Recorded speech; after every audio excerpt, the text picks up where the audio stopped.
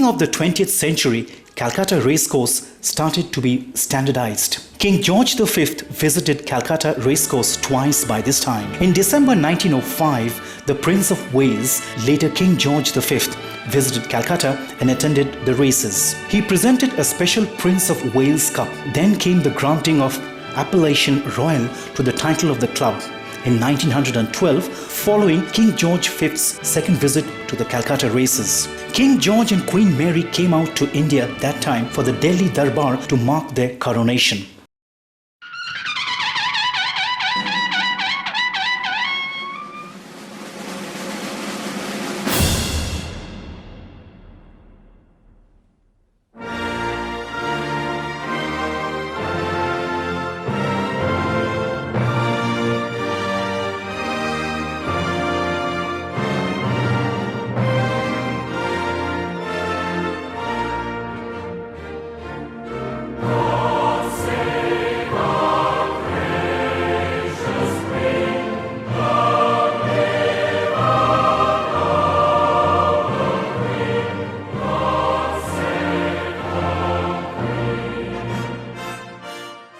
Presently, among 9 racecourses altogether in India, only the Calcutta Turf Club is honoured to possess the title Royal before its name.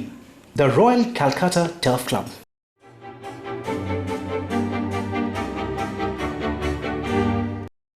Only 20 years pause in the middle. The entire world witnessed 2 devastating global wars.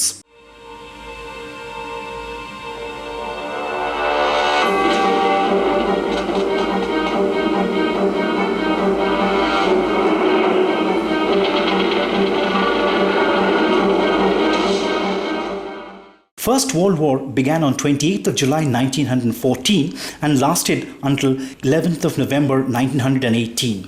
And the second one was underway by 1939 and ended in 1945. These 2 great wars marked as the most deadliest conflict in all of human history, involving the mass death of civilians. Racing in Calcutta during the 1914 to 18 war boomed. The quality horses were imported in spite of the restriction on racing in England and the difficulties of wartime transport. Attendances increased, as did the applications from bookmakers to bet. The sweep increased. The tote was breaking all records. The money being made was considerable, and the size and frequency of the massive grants to war charities and the Red Cross were spectacular. But for the 1939 to 1945 war, the situation was very different. After Pearl Harbor, the threat of war grew almost daily nearer as the Japanese advance continued through the Far East. Nobody could be unaware of the threat, and everyone was in it to a greater or lesser extent. Racing only took place under the most makeshift conditions and in extreme discomfortable situations. The racing itself was undistinguished, to say the least of it. এই প্রসঙ্গে Barrackpore racecourse সম্বন্ধে কিছু বলা প্রয়োজন। আমার পেছনে যা দেখছেন এখন ব্যারাকপুর আর্মি ক্যাম্প। এখানেই একসময় ছিল ব্যারাকপুর রেস ক্লাব। আরসিটিসির যাবতীয় জাঁকজমকের ঊর্ধ্বে একটা বাস্তব সত্য থেকেই যায়, সেটা হচ্ছে তাদের মাঠটা আর্মির লিজের। গত শতাব্দীর দ্বিতীয় দশকের শুরু থেকে এই বিষয়টা নিয়ে ক্লাব কর্তৃপক্ষ বিশেষ ভাবিত হয়ে পড়েন। তখনই এই ব্যারাকপুরে নতুন করে একটি রেসকোর্সের আয়োজন করা হয়। এর আগে 1895 সালে টালিগঞ্জ রেসকোর্স, মানে বর্তমানে যেখানে টালিগঞ্জ ক্লাব, সেখানে ইন্ডিয়ান গ্র্যান্ড ন্যাশনাল দৌড় হয়। টালিগঞ্জ রেসকোর্স বেশ জনপ্রিয় হয়ে ওঠে। শোনা যায় রাজা পঞ্চম জর্জ সেই রেসকোর্স পরিভ্রমণে গিয়েছিলেন।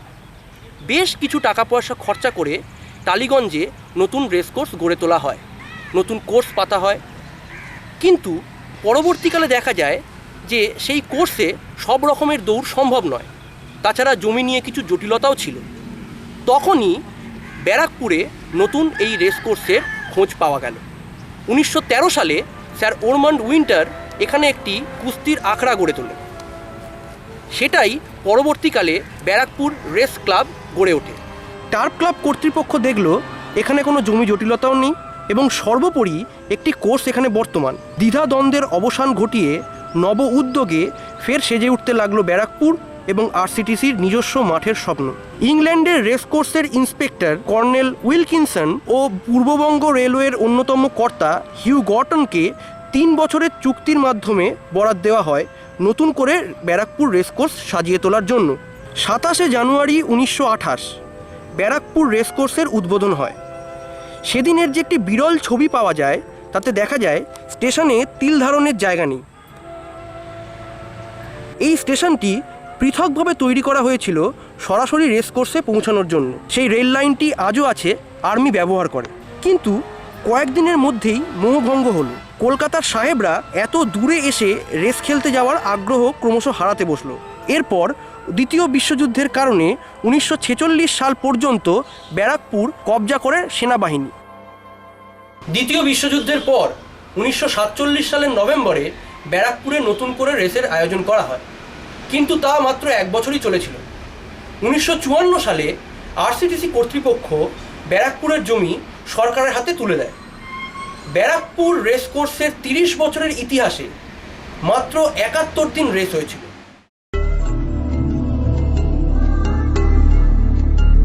15th of August 1947, 190 years British rule in India ended at last.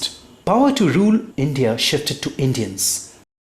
Long years ago, we made a tryst with destiny, and now the time comes when we shall redeem our pledge, not wholly or in full measure, but very substantially.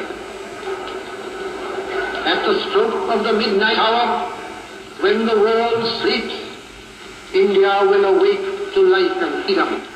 But the new sun bloomed with a black scar. The infliction of pain caused by the division of the country, the Great Partition, was havoc. The Indian Independence Act of 1947 was an act of the Parliament of the United Kingdom that partitioned British India into the two new independent dominions, India and Pakistan. The act received the royal assent on 18th of July 1947, and Pakistan came into being on August the 14th and India on August the 15th as two new independent countries. 1947 অগস্টে এলো স্বাধীনতা এবং দেশভাগ। যদিও দেশভাগের প্রভাব কিন্তু ঘোড়দৌড়ের উপর সেভাবে পড়েনি। উত্তরের যেসব ক্লাব RCTCর আন্ডারে দৌড় করাতো তাদের মধ্যে মিরাট, রাওয়ালপিন্ডি, লখনৌ এরা যুদ্ধের পর থেকেই কোনো রকম সংস্থার নিয়মের বাইরেই ছিল। Thus, RCTC's only governed course was Lahore, which fell now within Pakistan. পরবর্তীতে একটি পাকিস্তান টার্ফ ক্লাব তৈরি হয় যা লাহোর এবং করাচির টার্ফ কন্ট্রোল করতে শুরু করে। দক্ষিণের কোনো সেন্টারই কিন্তু কোনো রকম পরিবর্তনের মুখোমুখি হয়নি দেশভাগের ফলে। উটি, মাইসোর, সেকেন্দ্রাবাদ, চেন্নাই, বেঙ্গালুরু এই সবকটি সেন্টারই কিন্তু RCTCর আন্ডারেই থেকে যায়। এই ব্যবস্থা 1953 সাল পর্যন্ত চলে। সেই সালে একটি নতুন টার্ফ অথরিটি গঠন করা হয় যা এই 5টি সেন্টারকে অ্যাডমিনিস্ট্রেট করতে শুরু করে। 1960 সালে মাদ্রাস এবং বেঙ্গালুরু এরা নিজস্ব সেপারেট টার্ফ গঠন করে এবং এই 5টি সেন্টারের মধ্যে হায়দ্রাবাদ চলে আসে মাদ্রাসের আন্ডারে এবং মাইসোর চলে যায় বেঙ্গালুরুর আন্ডারে। সেই দিন থেকে Calcutta has been on its own. The wheel has come full circle with a vengeance.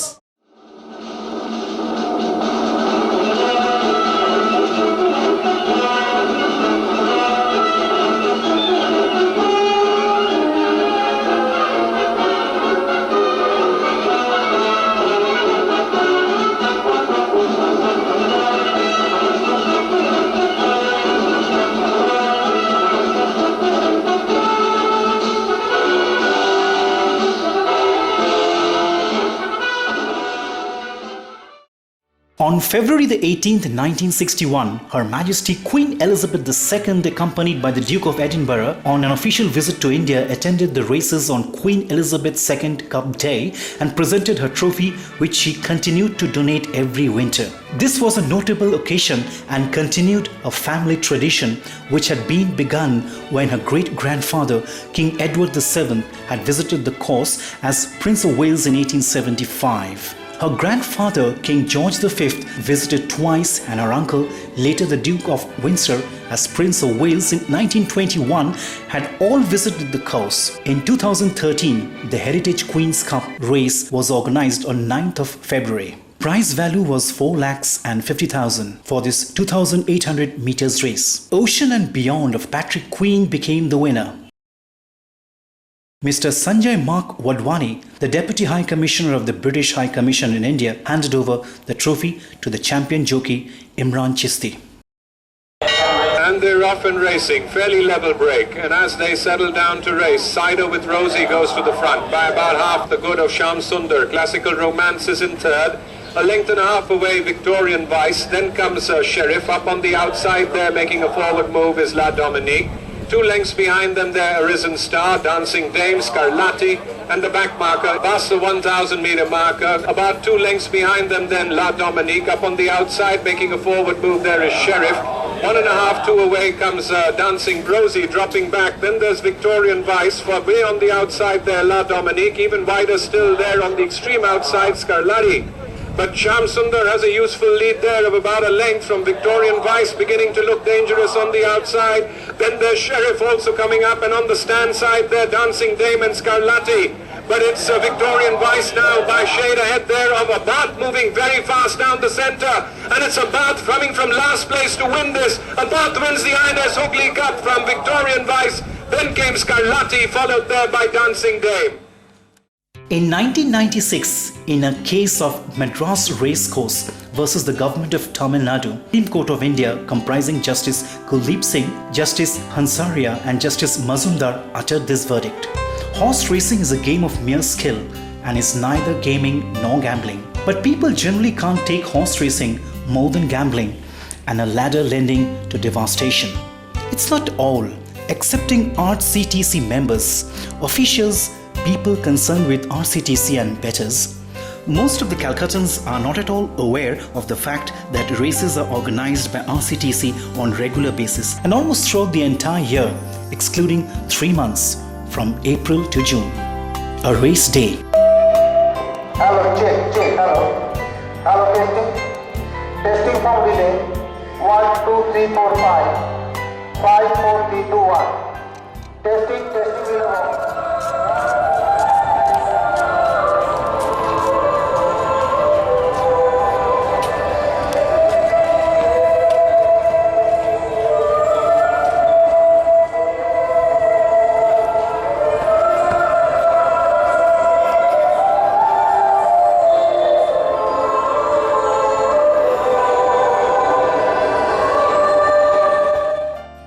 11:30 am. People flocked before the entrance gates of RCTC since morning are now getting inside. Racing booklets are being hawked. These mini books contain profiles of horses, credential of jockeys, schedules of races of a particular day. These are important aspects to know before betting. Heads droop with utter concentration upon the pages before a race. Sprawling food stalls now are ready to serve. Pakora, samosa, non-veg fries, burgers, tea, coffee, soft drinks are well available. Queues lengthen in front of the bookmaker counters. To bet, one has to collect slip from any of these counters. Place or win or jackpot. Questions come louder from within the bookmaker's stand.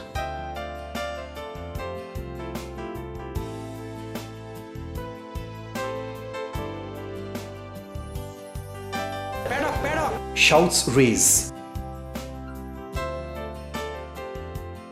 A large crowd shifts to paddock, an enclosure where the formal presentation of horses takes place before each race. This paddock or parade ring, as it was said earlier, is in use since 1950. Horses with their trainers alongside holding halters walk along a ring lying inside this paddock 3 rounds. I can just give you a few points on how people own horses and what it's like, to train them and race horses in Calcutta. To own a horse, you can own a horse individually in a partnership of 2 to 4 people, or there's also the facility of having a horse syndicated, which means you could have up to 10 partners owning shares in the horse. That's very exciting for people who want to buy a big budget horse and with a smaller budget. So they pool together, and then you could buy a nice horse and compete with the bigger owners also. And as far as training is concerned, the horses come into racing from the stud farms, and they start training with the trainers at the age of 2, and they go on to race up to the age of between 6 and 8, and a few even train on till they are 10 years of age. Horses come and each one is individual. You've got horses which have speed, which sprint. You've got horses which race over longer distances, and accordingly the trainer trains them to whatever the strengths of the horse are, whatever the innate ability. It's not an easy task to choose a horse suitable for professional racing. This is not a task for all, excepting very skilled and experienced trainers. The first and foremost standard to identify a pony having qualities to be a racing horse is its pedigree, its parentage, and further genealogy. The performances in races are taken into consideration to choose a racing horse. Though it is not guaranteed that ancestors excel